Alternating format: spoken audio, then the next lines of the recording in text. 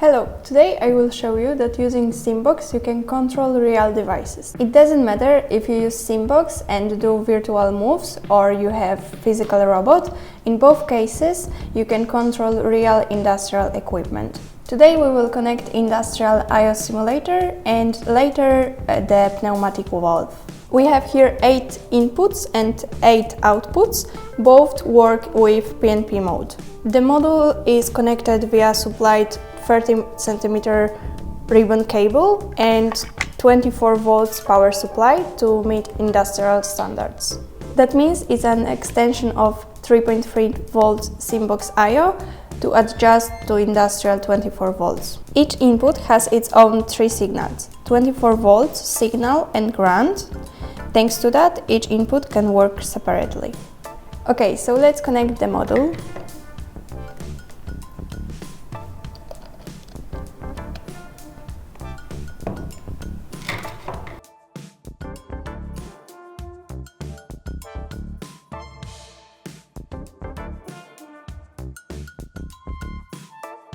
We will start with I/O simulator. We have here 4 lamps and 4 buttons. 2 of them are monostable and 2 of them are bistable.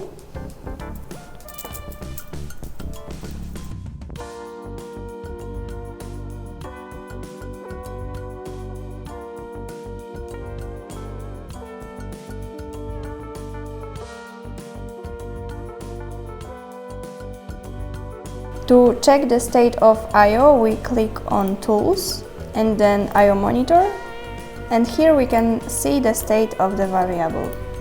We also can see it on the I/O module as the LED lamps are indicating the status of the variable. So let's see how it works in visualization.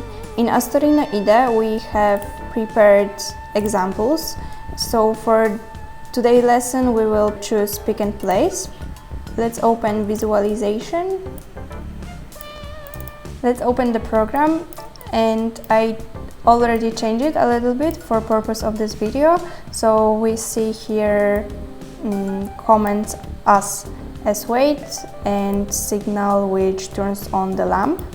So now let's change mode to repeat and press cycle start. So now we see that robot is waiting for second input signal, and when I press the second button, robot is moving forward with the program. We can see that robot is waiting for another signal, so let's press the button again, and now robot continues its work. In the same time, we see that program is turning on and off the lamps, which can indicate opening and closing the gripper. Now let's play with cube feeder. I have already connected it to our I/O module. The input is on position sensor and the output feeder's valve. To make it work, we will also need pneumatic pump. Firstly, let's test it. So the sensor, we see that is turning on and off, and the valve is also working. So let's play our program. Robot is waiting for our move, so we will press output 1 on. So the robot is turning on signal for the valve, and when the sensor sees some object, the program will go on. So as you saw, Simbox and I/O module allows you to connect industrial components. You don't need physical robot arm to learn how to operate industrial equipment in cooperation with our robot arm. Thank you for your attention and see you in the next part.